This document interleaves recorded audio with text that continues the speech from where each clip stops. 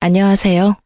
대학만 나와도 어디 가서 기죽지 않고 살 줄 알았는데 그것도 사람 나름이라는 것을 결혼 생활을 하며 뼈저리게 느낀 30대 후반의 여자입니다. 저는 어느 드라마에 나오는 여주인공처럼 딱 조실 부모하고 사고 무탁한 삶을 보내왔네요.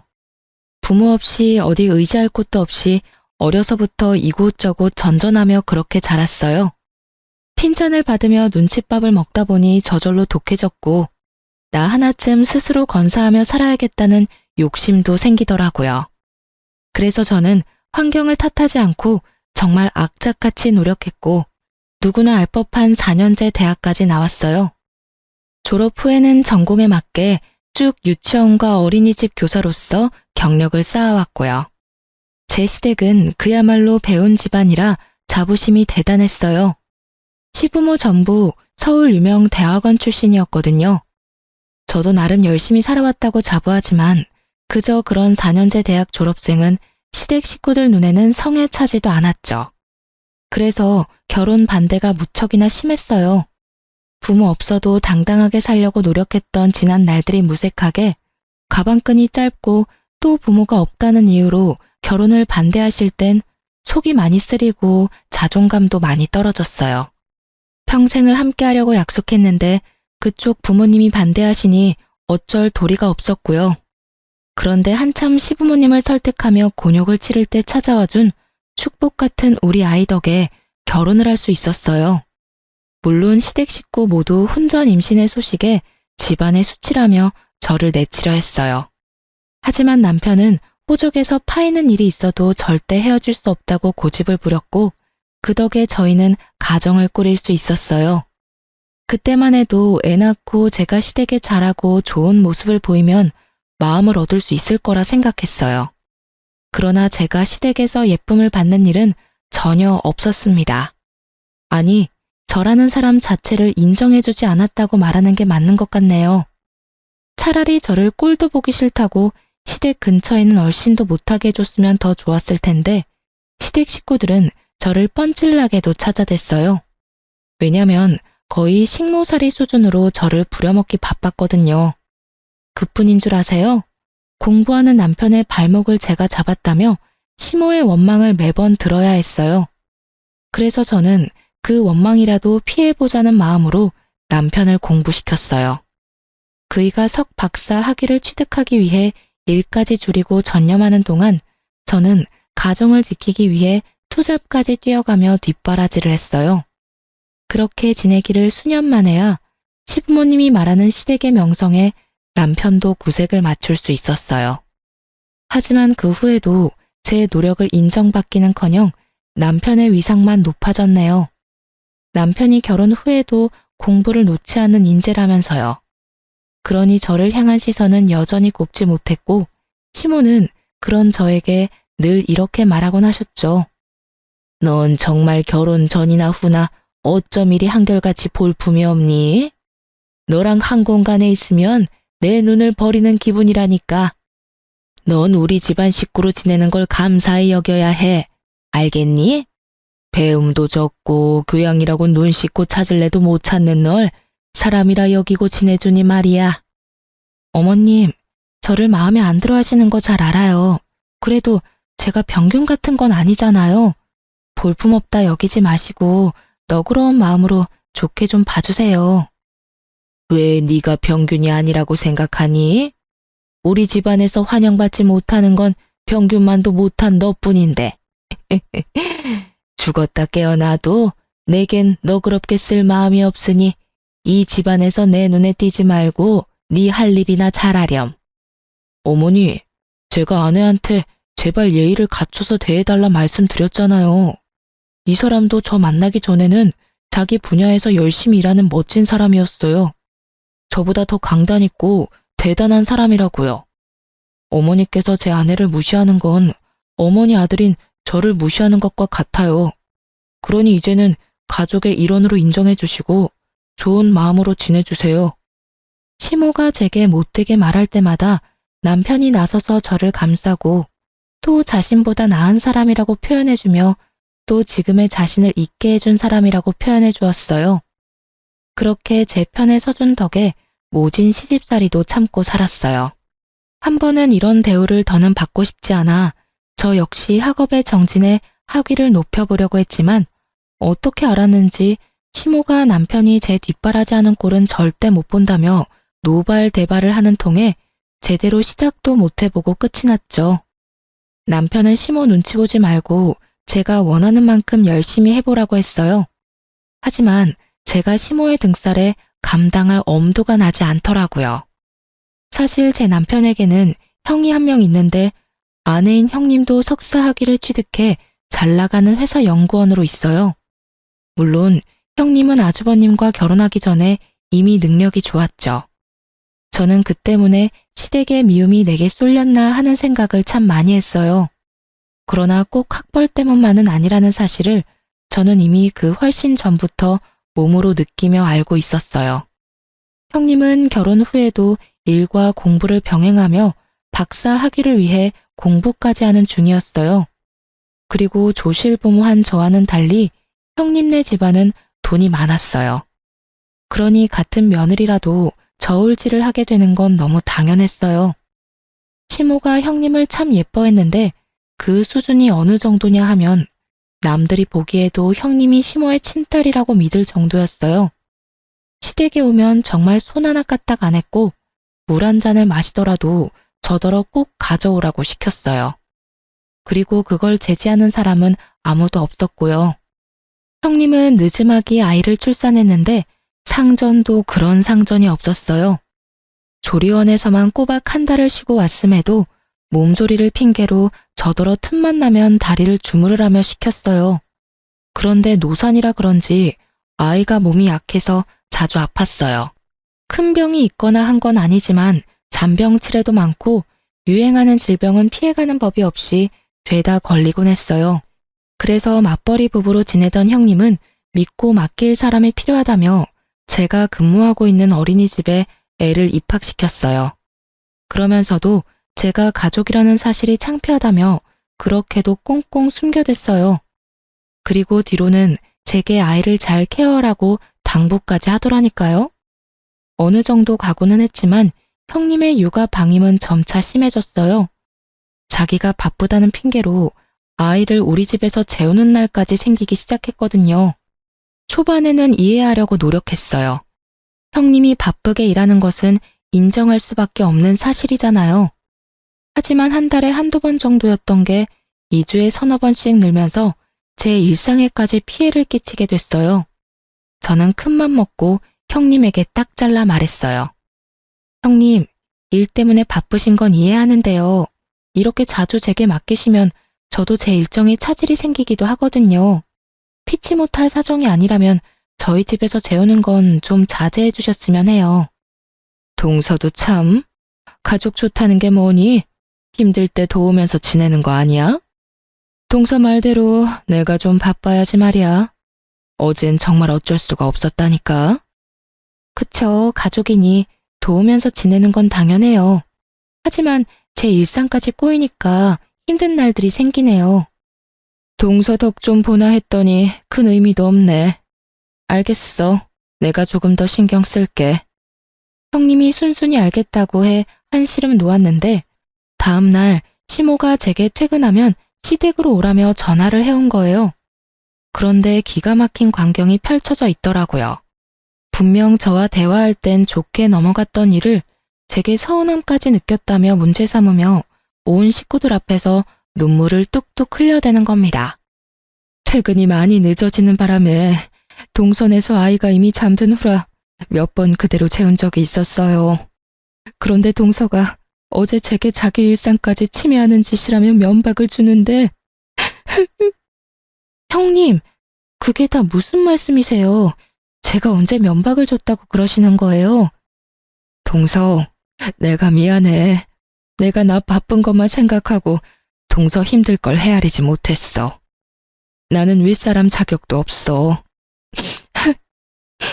우리 애 맡기는 거 불쾌하다고 했으니 더는 맡기지 않을게. 그럼 동서 기분이 좀 괜찮겠어? 아가, 네가 뭐가 미안하니? 열심히 살아보려는 게 뭐가 잘못이라고. 얘, 너는 어떻게 된 애가 이해심이라고 눈꼽만큼도 없니? 첫째가 바쁜 거 우리 식구 중에 모르는 사람 있니? 조카 좀 봐주고 너희 잘 때 같이 잠 좀 자는 게 무슨 큰일이라고. 불쾌하다는 말까지 하면서 첫째한테 상처를 줘. 어머님, 오해세요. 형님 불쾌하다고 했다니요. 도대체 갑자기 왜 이러시는 거예요? 저도 맞벌이다 보니 일정이 꼬여서 난감한 일이 생기기 시작했다고. 그러니 피치 못할 사정인 날은 괜찮지만 그렇지 않을 땐 좀 자제해달라고 정중히 부탁드렸을 뿐이잖아요. 그게 애 맡기지 말라는 말과 뭐가 다르니? 그리고 네가 같은 뜻이라도 지금처럼 좋게 이야기했다면 첫째가 이렇게까지 서운함에 눈물을 흘리겠어? 넌 생각이라는 게 있긴 한 거니? 어떻게 한치 앞을 못 보고 사람 마음 하나 헤아리질 못해? 첫째가 바빠서 내게 애 좀 부탁한다고 네가 함부로 대해도 되는 줄 알아? 귀한 집 자식 가슴에 대목 박는 짓을 천하디천한 니까 짓게 한다는 게 가당키나 하냔 말이야. 어머님, 동서를 너무 나무라지 마세요. 저와 제 아이 때문에 얼마나 불편했으면 제게 그렇게까지 말했겠어요. 저는 동서 마음 충분히 이해해요. 단지 속이 조금 상해서 눈물을 감출 수가 없을 뿐이에요. 어쩜 우리 첫째는 일이 사려 깊고 맘씨가 고와. 가진 것 없어 못난 것까지 보듬어 주려는 마음이 너무 감동이야. 그렇게까지 저 못난 걸 감쌀 필요 없다. 어머님도 형수님도 그만하세요.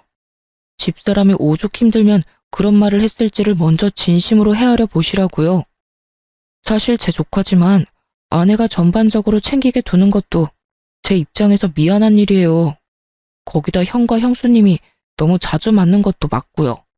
요 근래에는 다 늦은 밤에 전화해서 애 잠들었냐 확인하는 거 저도 좀 불편합니다. 듣다 못한 남편이 제 편을 들며 자신도 불편하다 이야기해준 덕에 형님의 눈물 연기가 어색하게 끝이 났어요. 형님은 남편의 개입에 뻘쭘했는지 앞으로는 주의하겠다며 바로 표정이 바뀌며 말했죠. 시모도 그제야 자기 아들까지 불편하게 만드는 상황은 없어야 한다며 당부했어요. 이런 모습을 보고 있자니 기분이 상했지만 애써 내색하지 않았어요. 다행히 이날 이후 한동안은 소동 없이 잠잠했네요. 그러던 어느 날 형님네 아이가 어린이집에서 까무러치고 난리도 아니었어요. 애가 혼절하거나 한 것은 아니었지만 열이 펄펄 끓어 눈도 제대로 뜨지 못했죠. 급한 마음에 형님과 아주버님께 이 상황을 알리며 당장 하원하러 와달라 요청했어요. 하지만 이를 뺄 수 없어 당장은 힘들다고 하는 겁니다. 하는 수 없이 시모에게 연락해 아이 상태를 이야기하고 바로 병원에 내원할 수 있도록 와달라고 부탁드렸어요. 그러나 그 누구도 아이를 챙길 생각을 하지 않는 거예요. 저는 하는 수 없이 어린이집 원장님께 양해를 구하고 제가 아이와 함께 병원에 다녀왔어요. 아이 컨디션이 너무 안 좋아 다시 어린이집으로 향할 수는 없는 노릇이었어요. 결국 저는 오래전 저를 자식처럼 품어주시고 돌봐주셨던 이모님께 도움을 청했습니다. 제게 유일한 가족 같은 분이라 그러면 안 되는 줄 알면서도 또다시 신세를 지게 되었죠. 하필이면 제가 그날 당직이라 업무를 뺄 수 없었던 탓이었어요. 저는 형님과 아주버님께 아이의 상태를 먼저 알린 뒤 부득이하게 이모님께 아이를 맡겨놨으니 최대한 시간을 내어 아이를 데리고 가달라 부탁까지 드렸어요. 그런데 그날 두 사람은 다 저녁이 되어서야 아이를 데리러 온 것도 모자라 이모님께 너무 큰 무례까지 범하고 말았습니다. 아줌마, 시간이 되면 애 잘 준비까진 시켜놔야 될 거 아니에요. 동서가 못 챙긴 것도 짜증나는데 이게 뭐야? 저기 초면에 당신의 아픈 아이까지 챙겨줬으면 부모로서 감사하다는 말이 먼저 아닌가요? 그리고 이 낯선 곳에서 아픈 몸으로 엄마 아빠를 기다렸을 아이는 눈에 보이지도 않아요. 됐으니 얼른 애 데리고 돌아가세요. 감사는 개뿔. 애가 아파서 잠만 잤을 것 뻔하구만. 암튼 동서나 동서 주변 사람이나 다 별로라니까. 그리고 자기가 뭔데 나를 가르치든 말해? 기분 나빠. 동서는 뭐 이런 사람한테 애를 맡겨서 화를 돋구는지 원. 이보세요. 아이가 해열제를 먹어도 열이 안 잡히니까 얼른 돌아가서 아이 케어에 집중하시라고요. 지금 당신의 기분이 아픈 아이보다도 더 중요한가요? 도움을 받고도 감사할 줄 모르는 당신이 떠드는 소리 듣고 싶지 않으니 그만 돌아가요. 이봐요, 아줌마. 도움을 주려면 제대로 줘야지. 이건 도와준 게 아니라 내 일을 그대로 남겨둔 거잖아. 그러고도 감사 인사를 받고 싶어 하는 건 양심이 없는 거지. 당신 밑에서 자란 동서가 왜 그리 덜 떨어진 건지 증명하는 거야, 뭐야? 나도 여기 더 있으래도 안 있을 거거든요. 진짜 재수 없어. 형님은 끝끝내 이모님에게 감사하다, 죄송하다는 말 한마디 없이 돌아갔어요. 그리고 나중에 걱정되는 마음에 이모님께 연락드렸더니 이모님은 다시는 그런 무례한 사람의 아이를 자신에게 맡기지 말라며 화를 내셨죠. 저는 이모님이 화내는 이유를 듣고 참을 수 없어 형님에게 곧장 연락했어요. 그러곤 처음으로 형님에게 어떻게 사람이 그렇게 아나무인일 수 있냐며 언성을 높였어요. 그런데 형님은 자신의 잘못을 뉘우치기는커녕 다음 날이 되자마자 또다시 시댁에 가서는 제가 자신에게 언성을 높였다며 고자질을 했죠. 시모는 형님의 말만 듣고는 우리 집까지 쫓아와 제게 갖은 욕을 퍼부었어요. 하지만 저는 제 소중한 사람까지 저와 같은 일을 겪게 했다는 것에 크게 분노한 상태였던지라 시모에게까지 큰 소리를 치고 말았죠. 시모는 그런 저의 뺨을 내리치며 막말을 퍼부었어요. 너 지금 나한테 소리친 거야? 감히 네가? 이 맞아 죽어도 시원찮을 거사. 네가 이제 하다하다 나까지 기어오르려고 들어? 내가 그런 꼴을 보고도 가만히 있을 줄 알아? 너 오늘 내 손으로 교육 좀 받자, 응? 제발 무식하게 구는 것 좀 그만하세요. 그렇게 학벌 따지시는 분이 왜 저만 상대하면 그렇게 무식해지는 건데요? 돈 많은 집안 자식이 형님이라 그 사람의 잘못까지 무마되는 건가요? 이러실 거면 어제 어머님께서라도 손주 데리러 오시지 그러셨어요. 그래, 이제 네가 고래고래 소리치면서 네 본성을 보이겠다 이거지? 너 머리는 장식이냐? 네 조카가 아프면 네가 월차를 내서라도 챙겼어야지. 네가 제정신이 아니라 남한테 애를 맡겨놓고 도대체 누구 탓을 하는 거야? 사리분별력도 없는 네가 대학을 졸업해? 가당치도 않지. 어디 가서 학력 위조한 건 아닌지 조사라도 해야 할 판이네 아주. 제가 왜 제 아이가 아픈 것도 아닌데 월차까지 내며 조카를 돌봐야 해요? 형님과 아주버님도 자기 일이 바쁘다는 핑계로 신경도 안 쓰는데 제가 왜 일에 피해까지 받으면서 그런 미련한 짓을 해야 하는 거냐고요? 사리 분별도 못하는 사람은 제가 아니라 형님과 아주버님이고 어머님이죠. 그날 난생 처음으로 억울함에 세상 떠나가라 울어봤네요. 그런데 시모가 우리 집을 나선 지 2시간 만에 제가 시댁으로 향할 수밖에 없는 일이 터졌습니다. 한참을 북받친 감정을 울음으로 쏟아낸 뒤 핸드폰을 보는데 최근에 바뀐 형님의 프로필 사진이 눈에 띄더라고요. 멋진 여행지에서 찍은 사진이었고 찝찝한 마음에 더 알아봤는데 확인하는 순간 주체할 수 없을 정도의 강한 분노가 치밀었어요.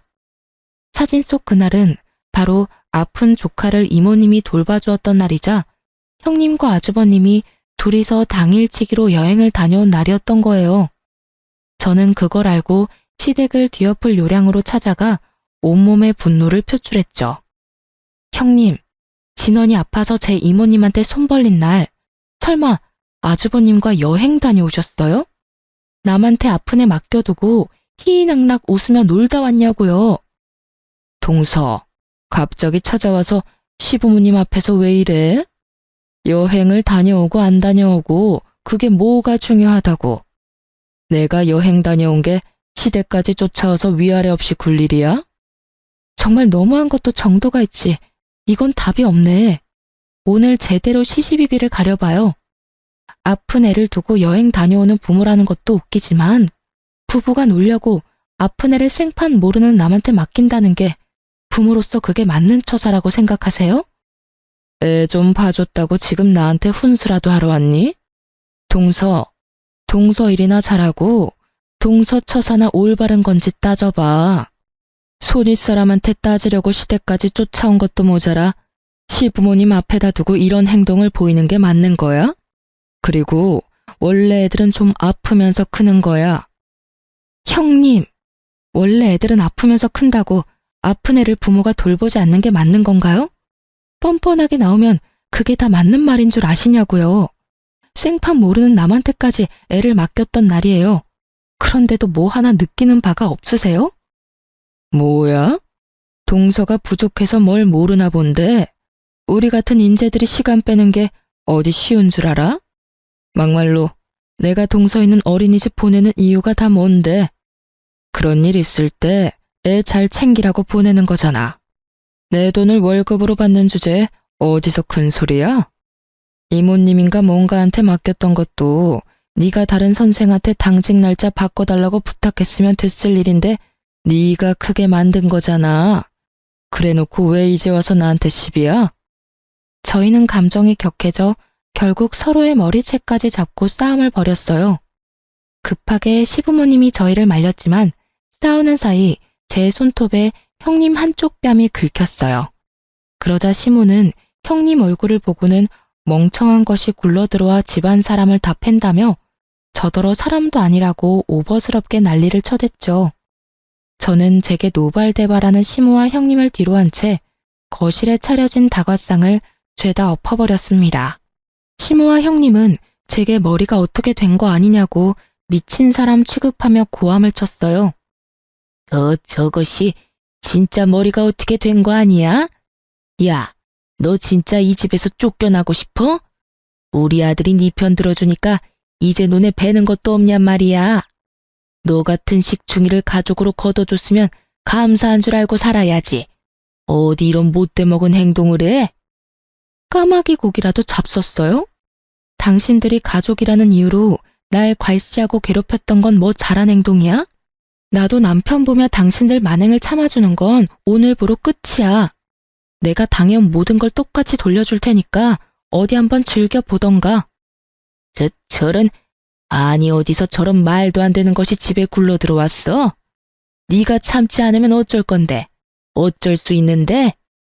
헛소리 집어치우고 이 집에서 당장 나가. 나가! 다시는 발도 들이지 마.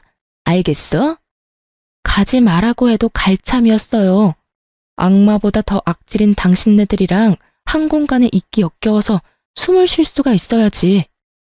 저는 분명 똑같이 되갚아준다고 했지만 시댁 식구 중에 그 누가 제 말을 새겨 듣겠어요. 그저 지렁이도 밟으면 꿈틀거린다는 거야 뭐야? 하고 대수롭지 않게 여겼겠죠. 하지만 제가 그간 남편만 보고 참아온 세월, 부당한 대우를 받았던 그 많은 날을 모조리 되갚아주겠다고 결심한 순간 복수의 칼날을 갈기 시작했죠. 그런데 하늘도 이런 저를 가엾게 여겼던 걸까요? 우연히 약속을 잡아 만나게 된 이모님께서 또 한 번 저의 귀인이 되어 주었어요. 시모와 형님에 관한 이야기를 나누는데 이모님께서 안 좋은 기억 때문인지 형님을 정말 질 나쁜 사람이라고 표현했어요. 그러면서 도대체 어떤 일을 하길래 그 직장에선 그런 못된 사람을 써주느냐고 말하기에 저는 형님이 다니는 회사에 대해 알려주었어요. 그런데 이모님이 꽤 놀란 표정으로 그게 정말이냐며 재차 확인까지 하시더라고요. 그리고 이모님과의 만남 일주일 후 형님이 회사에서 퇴출당하고 말았습니다. 사실 이모님의 남편이 형님이 다니는 회사의 연구소장으로 있었어요.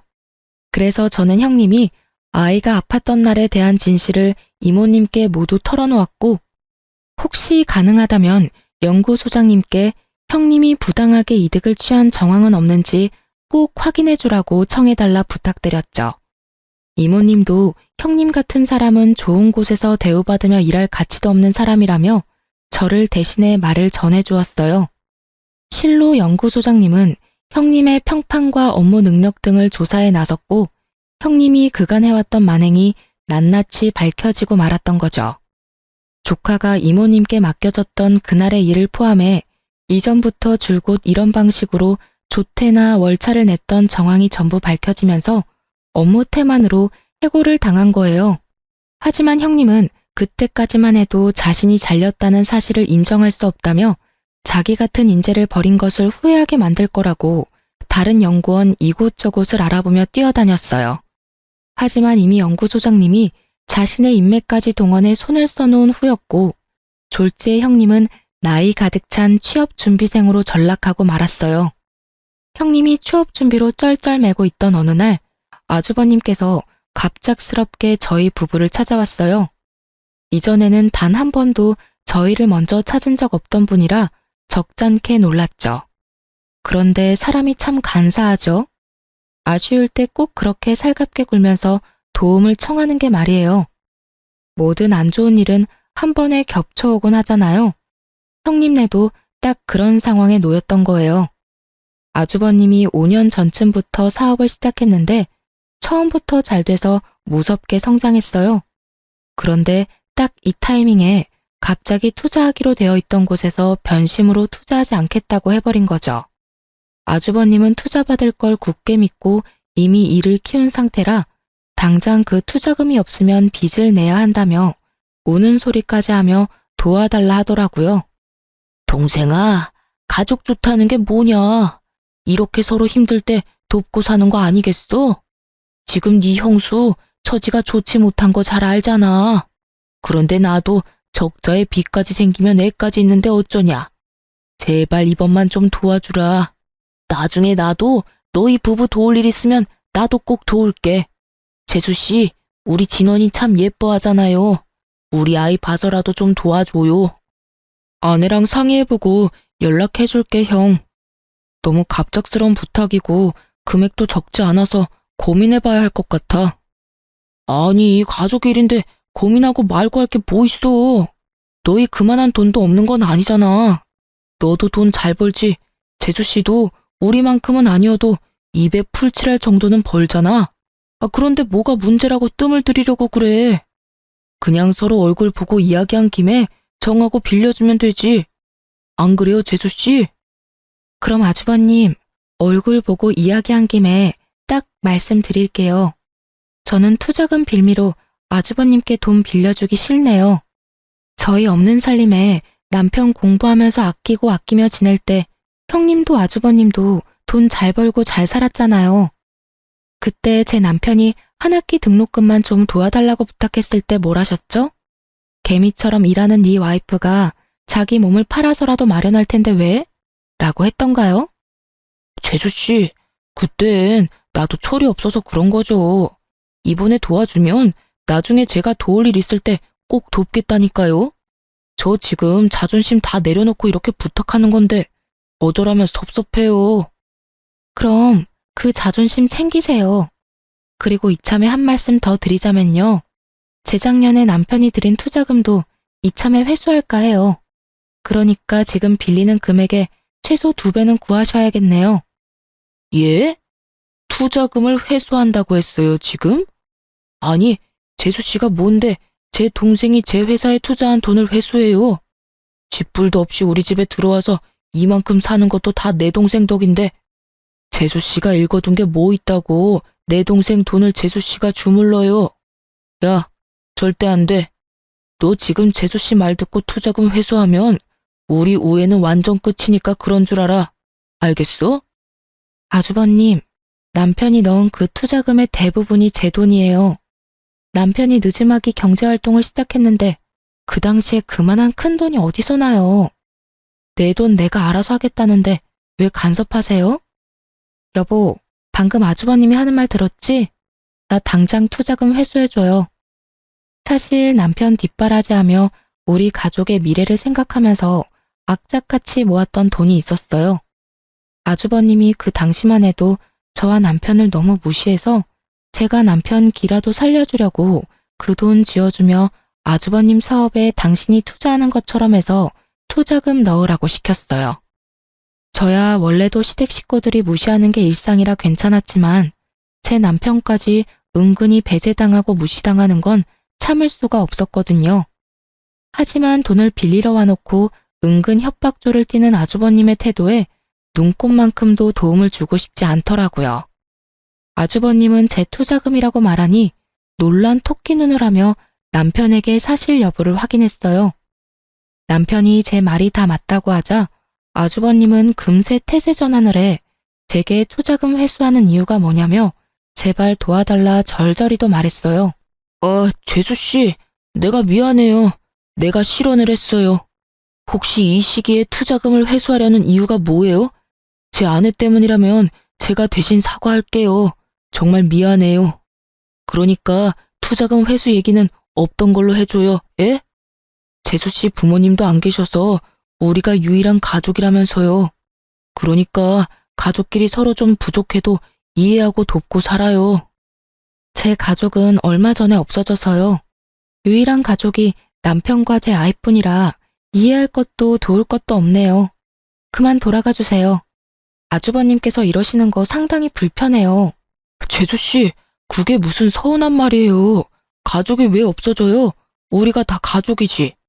재수씨, 제가 돈 빌려달라고 한 건 고사하고 제발 투자금 회수만이라도 하지 말아줘요. 우리 그 투자금까지 빼면 진짜 길바닥에 나 앉아야 할지도 몰라요. 저와 아내는 그런다고 쳐도 아이는 어떡해요. 우리 아이를 봐서라도 마음 바꿔줘요. 제발요. 제가 조카 봐서 여태 참은 건 모르고 왜 이제와 아이를 봐서 마음을 바꿔달라 하세요? 저는 이제 제 아이 봐서 회수해야겠으니 그만 보채고 돌아가세요. 한 번만 더 돈돈거리시면서 찾아오시면 그땐 문전박대 제대로 당할 줄 아시고요. 아주버님은 우리 집을 나서는 그 순간까지도 제게 제발 도와달라 애원했어요. 하지만 저는 충분히 제 의사를 전한 뒤로는 거들떠보지도 않았죠. 남편은 결국 아주버님을 집에서 끌어냈어요. 그러자 복도에서 더럽고 치사해서 그 돈 안 받는다며 우리 집 현관문을 몇 번이나 발로 차고 돌아가더라고요. 저는 그 모습에 정말 끝까지 못돼 처먹었다 싶은 생각이 들더라고요. 그래서 남편에게 아주버님 연락은 무조건 받지 말라 당부했어요. 실로 하루에 몇 번씩 남편에게 전화를 했고 남편의 일까지 방해할 수준에 이르자 남편도 나중에는 아주버님 연락처를 수신 차단해버렸죠. 그러자 시모가 제게 연락해 열불을 냈어요. 동생이라고 하나 있는데 제가 우애를 다 갈라놨다면서 저더러 오물보다 더 더럽고 추악한 것이라고 하더군요. 저는 그런 시모의 전화를 끊어버렸어요. 더 듣고 있어봤자 제게 득될 거 하나 없으니까요. 그런데 시모가 그런 제 행동에 머리끝까지 화가 났는지 우리 집에 찾아와 문을 열라며 난동을 부리는 거예요. 복도식 아파트라 이웃집 눈치가 많이 보여 결국 문을 열어주고 말았어요. 들어오자마자 제 얼굴을 내리치며 귀청 떨어지도록 언성을 높여 소리쳤어요. 감히 네가 내 전화를 멋대로 끊어? 내가 그러고도 가만히 잠자코 있을 줄 알았냐? 오만방자한 것이 감히 시어머니 알기를 개떡같이 알고 하는 행동마다 사람 천부를 나게 만들어? 배우다 만 것들은 이래서 안 된다니까. 얼마나 못 배웠으면 행동거지가 그따위야. 이런 것도 사람이라고 고개 쳐들고 있는 꼬라지하고는. 오만방자한 건 제가 아니라 어머님 첫째 아들이죠. 어떻게 자식의 거울은 부모라는 말이 이렇게 꼭 맞는지 몰라요. 어떻게 말하는 것도 행동하는 것도 그리도 천박한지. 부탁한답시고 못되게 구는 걸 들어줄 수가 있어야죠. 뭐야? 너 지금 뭐라고 짓거렸어? 오늘 내 손에 한번 목숨줄 끊겨볼래? 어? 이게 미쳤다 하니까 진짜 개념을 상실했냐? 어머님 말씀대로 어머님처럼 배우다 마라 그런가 보죠. 어머님도 저랑 학력이 똑같던데요? 그러면서 왜 그리도 학력 따지면서 사람 무시한 건지 저는 아직도 이해가 안 되네요. 아주버님 임신해서 석사 문턱만 간신히 밟아본 정도라는 거 제가 모를 줄 아셨어요? 네가 그걸 어떻게 알았어? 어떻게 알았냐고? 남편과 나만 알고 있는 비밀을 네가 왜 알고 있느냐 말이야. 두 손으로 하늘을 가려보세요, 가려지나. 이 세상에 평생 가는 비밀이 어딨어요. 형님 말고는 다 아는 사실을 왜 어머님만 모르고 계시는지 원. 형님이 알면 얼마나 기가 찰까요? 그렇게 저를 간신히 대학 나온 볼품없는 애라며 같이 욕했을 텐데 그런 어머님도 저와 다를 바가 없다니 말이에요. 시모는 내가 자신의 학력을 알고 있다는 사실을 알자 울그락불그락 해준 얼굴이 돼서는 갑자기 제 손을 덥석 잡는 거예요. 그러더니 형님에게만은 밝히지 말아달라고 애원하기 시작했어요. 집안에서 자신의 위치가 얼마나 뭉개지겠냐며 제발 그런 일이 없도록 비밀로 간직해달라는데 그 모습이 얼마나 절절한지. 그렇게 시모의 약점을 잡은 덕에 더 이상 절 무시하고 하대하는 사람은 없었어요. 하지만 웃기게도 제가 시모의 비밀을 알고 나니 주부로 지내고 있는 형님의 위치가 예전에 저만큼이나 떨어지더군요. 시모가 제 눈치를 보느라 형님을 예뻐하지 않은 것도 있지만 좋은 학력으로 어느 곳 하나 취직 못하고 있다며 닥달했어요. 형님은 자신을 대하는 태도가 바뀐 시모에게 대들기 시작했고 엄마와 친딸만큼이나 좋았던 관계는 더는 없었어요. 결국 형님 네 부부 문제로 번져 매일같이 집안이 시끌시끌했어요. 그러다 나중에야 형님이 자신이 잘리게 된 사실을 알게 되었어요. 더불어 이모님이 연구소장님의 아내라는 사실까지도요. 형님은 그제야 제게 제발 한 번만 이모님 부부를 만나게 해달라며 매달렸어요. 취직을 할 수 없으니 시댁에서 무시당하는 거 아니냐며 한 번만 도와달라 싹싹 빌더라고요. 동서, 내가 긴 세월 모질게 군 거 마음에 담지 마. 다시는 그런 짓 하지 않을게. 하늘에 맹세해. 그러니 제발 동서를 돌봐주셨다던 그 이모님 좀 한 번만 만나게 해줘. 부탁이야. 정말 이번 딱 한 번만 힘 좀 써주라. 형님, 다 형님이 자처한 거잖아요. 그냥 감내하고 사세요. 타지 멀쩡하니 그 일 아니고도 할 수 있는 일은 세상에 많아요. 자기 일 아니라고 그렇게 쉽게 말하지 말고 제발 한 번만 도와줘. 우리 진원이 생각해서라도 엄마가 제대로 자리 잡고 있어야 하잖아. 내가 이모님께 사과드릴 수 있도록 동서가 자리 좀 마련해줘. 응? 같이 애 키우는 입장이니 이것저것 재고 따지지 말고 닥치는 대로 일하며 애 키우고 사세요. 다른 사람들도 다 그러고 애 키우며 살아요. 저는 자기의 위신을 위해 이제야 이모님께 사과한다는 형님을 깡그리 무시한 채 일절 이모님과 연결해주지 않았어요. 아주버님은 투자의 얘기가 오간 뒤 저희 때문에 망하면 가만두지 않겠다며 이를 갈더군요. 하지만 그도 얼마나 가겠어요. 세상 이치가 자기들 뜻대로 되진 않잖아요. 아주버님은 또다시 우리를 찾아와 죽는 소리를 해대며 저희가 도와주지 않으면 이제 더 방도도 없다면서 자기가 망하는 건 다 우리 탓이라고 고성방가를 해댔어요. 재수씨, 진짜 사람 그렇게 안 봤는데 치사하고 더럽고 꼭 그렇게까지 해야만 했어요? 사람 목줄을 쥐고 흔드셔야 마음이 풀리냐고요. 예? 아우, 사람이 부탁을 했으면 들어주는 신용이라도 해야지. 많이 취하셨네요. 그냥 돌아가세요. 저흰 더 할 말 없네요. 형, 진짜 대체 왜 이래? 그만 돌아가. 밤이 늦었어. 아우, 시끄러워. 네가 제일 나빠. 알겠냐? 넌 형 망하는데 눈도 깜짝 안 하고 멀쩡한 투자금을 왜 회수하냐 이 말이야. 우리 집안 꼴이 우스워진 건 다 네가 결혼을 잘못했기 때문이야. 다 저 멍청한 재수 씨 때문이라고. 아, 짜증나. 재수없어. 남편이 아주버님을 말려도 소용없었고 형님까지 불러 아주버님을 데려가라 했지만 그것도 소용없었어요. 결국 아주버님이 남편 멱살을 잡기 시작했고 서로 몸싸움이 시작되었죠. 경찰이 출동한 후에야 말릴 수 있었어요. 그 과정에서 우리 아이는 겁에 질려 자기 방 들어가서 머리를 감싸쥔 채 벌벌 떨고 있었어요. 그 모습에 억장이 무너지더라고요. 그래서 처음엔 아주버님네 부부와 합의는 하지 않으려 했어요. 하지만 조카가 눈에 밟혀 합의를 보긴 봤네요. 그러나 이 사건으로 남편은 그간 제가 자기 식구들에게 당했을 서름을 뼈저리게 이해하게 된 계기가 되었어요. 그래서 그날 이후 남편과 저는 시댁 식구와 연 끊고 연락까지 다 차단하며 남편이나 저나 둘 다 서로만 의지하며 살기로 굳게 마음먹었답니다. 나중에 시모가 남편에게 어떻게 부모와 자식 간의 관계를 끊을 수 있냐며 절대 안 된다고 남편을 설득하려 안간힘을 썼어요. 하지만 남편은 끝내 시모의 설득을 거부했고 나중에는 시모가 제 옷깃까지 부여잡으며 제발 이런 악연으로 남지 않도록 제가 나서달라더군요. 예, 어떻게 부모를 멀리하고 지낼 수 있어? 제발 네가 내 아들 좀 어떻게 해주렴. 내가 다시는 내게 못나게 굴지 않겠다 약속도 했잖니. 그런데 갑자기 왜 내 아들이 그런 마음을 먹은 거야? 나는 내 자식 못 보고는 못 산다. 이런 불효가 어디 있니? 어머님, 어머님께서 저에게 저질렀던 멸시와 악행이 낳은 결과니까 직접 이 문제를 해결해 보세요. 그러면 남편도 마음을 달리 먹을 줄 혹시 아나요?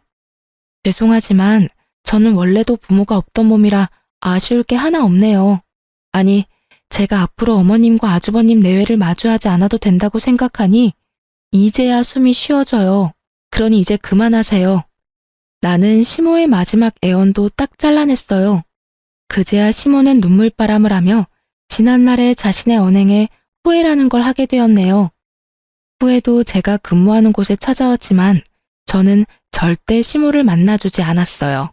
나중에 남편이 시모가 제 직장까지 찾아온 것을 알고는 직장까지 옮기라고 권유했고 마침 좋은 자리가 나 저는 이직을 하게 되었네요. 모든 풍파가 지나간 뒤 이제야 좀 살맛이 난달까요? 형님이 남편과 한번 연락이 닿은 적이 있는데 그때 들은 소식으로는 아주버님도 형님도 먹고 살기 위해 학위와 관계없는 일을 시작했다고 하더라고요. 그리고 시모는 하나 남은 자식마저 자신을 등질까봐 전전긍긍하며 조카의 양육을 도맡아 하고 있다고 해요. 뭐라도 도움이 되면 자신의 곁에 남아있을까 하는 마음으로요.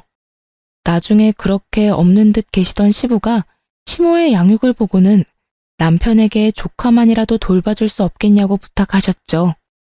시모의 스트레스를 오롯이 조카가 받고 있다며 가여워 죽겠다고요.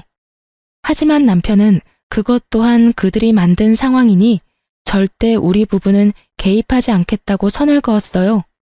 그 후로 시부도 더는 저희에게 연락해 그런 부탁은 하지 않았죠.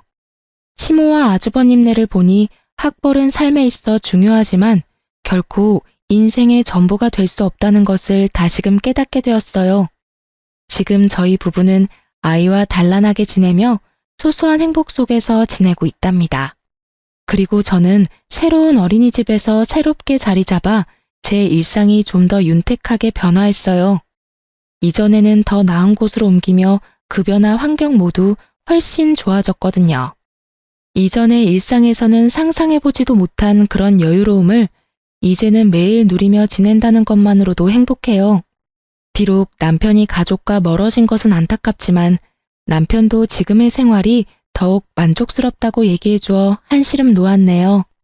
앞으로는 우리 세 식구의 안위만을 생각하며 저 자신이 존중받고 또 존중하는 삶 속에서 살아가고 싶어요.